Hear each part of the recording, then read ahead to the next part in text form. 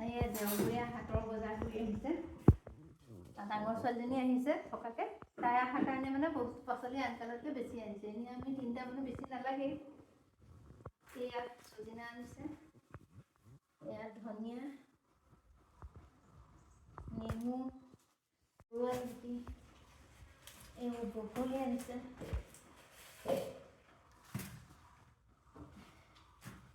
এখন দেখিলে ভাল লাগি যায়। কবিয়ে চবিয়ে এইটো জাতিলাও এইজনে ইমান ভাল লাগিছে। কোমল জাতিলাও এটা আনিছে। এইবোৰ জিকা, কেৰেলা আছিলেই, তথাপিও আনিছে এইবোৰ। মানে বজাৰখন দেখিলে আনিব মন যায় যে লৈ আহিলে। বিলাহীও আছিলে, এই বিলাহী লৈ আহিলে আপুনি। কণ বিলাহী, কচু থুৰ খাম বুলি কচু বুটলি আনিলে, লগতে কণ বিলাহীও আনিছে। পাচলিবোৰ মানে দেখিলেই ভাল লাগি যায়।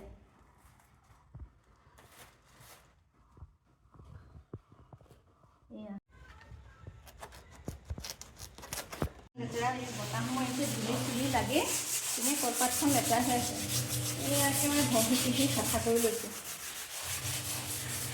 আনিছোঁ এয়া কচু থুৰ এইকেইটা বাচিবলৈ আছে, এয়া বাচি আছোঁ। আৰু এয়া কণ বিলাহী দি পেলাই কচু থুৰ বনাম। থেকেৰা দিম, কণ বিলাহী গুটিবোৰ গুচাই পেলাই লৈছোঁ।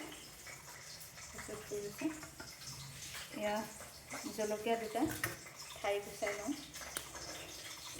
কচু কাটি হাতখন অৱস্থাই নাই। এয়া থেকেৰা দি পেলাই দিছোঁ। এয়া নহৰু, ইয়াতে মই নিমখ অকণমান দিম, দিছোঁ। এতিয়া পাতবোৰ চনকাৰ নিচিনা হ'ল, ফাটিয়ে গ'ল ইয়াতে হাতটো। তথাপিও আৰু চেষ্টা কৰিছোঁ মিলাবলৈ।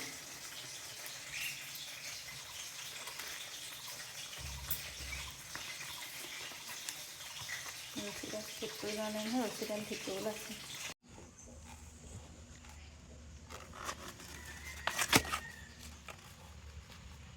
ইয়াত জুইত পুৰিলে খুব ধুনীয়া হয়, সোৱাদো হয়, সেইকাৰণে জুইত পুৰিছোঁ।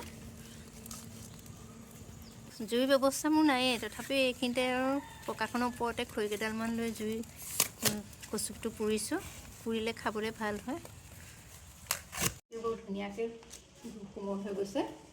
কচুটো এতিয়া নিমখ তিয়াই আছিলোঁ। এতিয়া মই কলপাতকেইখন গুচাই তেল অকণ দি পিটিকি পেলাম।